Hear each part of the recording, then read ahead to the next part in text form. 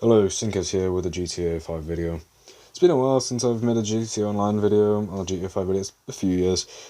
Anyways, I'm back with a few tips for solo players that you can use for your special and vehicle cargo. It's going to make it way easier, just trust me on this one. To begin with, I want to talk about special cargo, because it's the most simple, it's the most common one. Vehicle is definitely more fun, but special cargo I enjoy a lot more. One major mistake some solo players make is going through with play and sell missions. Play and sell missions tend to be tedious due to multiple reasons. Most of the time, a bug occurs with your special cargo drops, where they get stuck and you have to, find a new session to fix it. If you get a play and sell mission, accept the loss of a few crates and save the rest of your crates.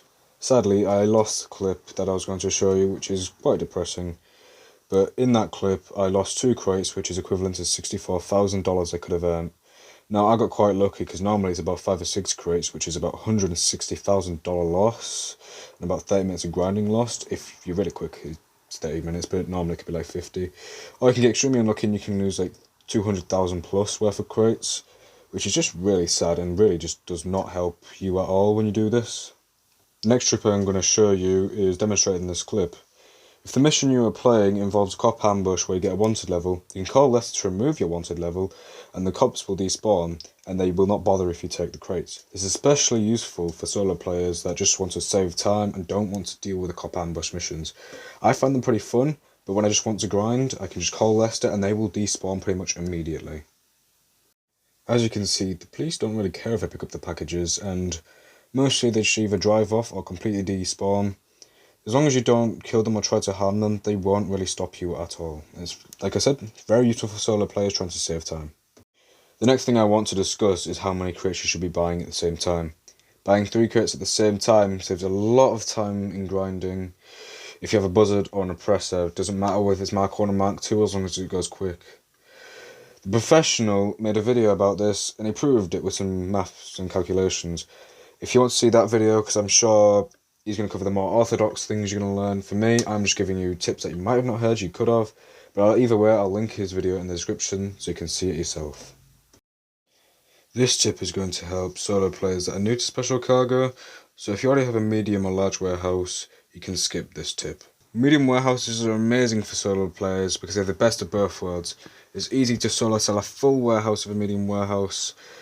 And a large warehouse is good, but the price isn't that great. Medium is a mix between the price of the small warehouse and, decent storage. In 3 sell missions, I had fully earned back the cost of the medium warehouse, which is 1 million. Example of my profits are shown in the clip playing, and the profits are pretty good for what it is. For like an hour of grinding, I got over 400k back. Just in this mission, I got like 1/3 of all my money back. Now, if you include all like the sourcing prices, it's actually close to 1/4, but still very good for solo players.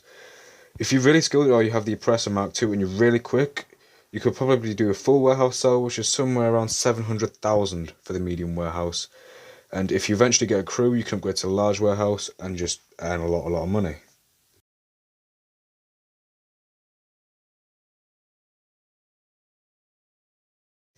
Next, I'll be talking about vehicle cargo. Firstly, this tip is obvious to most players, so I won't explain it too much, but you want to source about 10 standard and medium range cars so that you exclusively get the top range cars.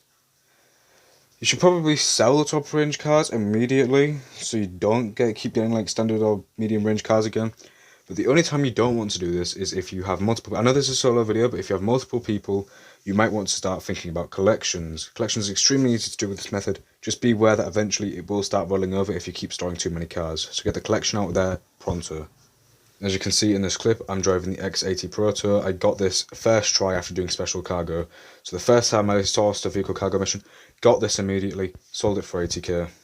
This leads us into the next trick, which many people don't know about. Even I didn't know about it, but I was getting frustrated like, oh, the guy's shooting out my tyres, losing all this valuable on top range cars. A random YouTube comment taught me this, so if I can ever find the name of you again, I will mention you in a video happily, because you've saved me so much time and effort.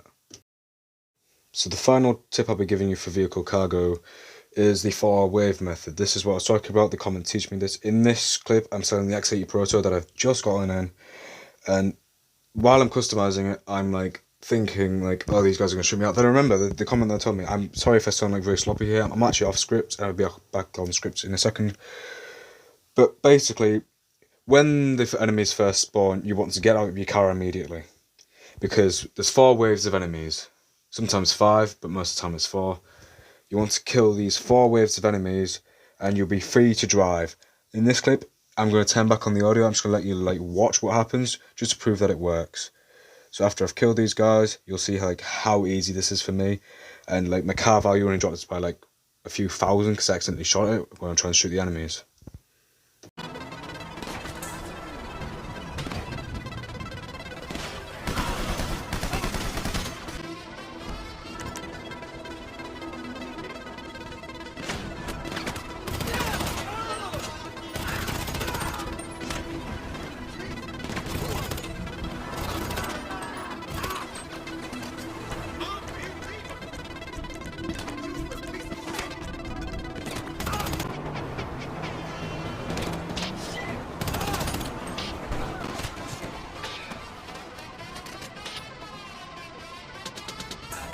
As you'll be able to tell as I'm driving, after I've killed the 4 waves of enemies, no more come after me. This cell mission is extremely easy for me now.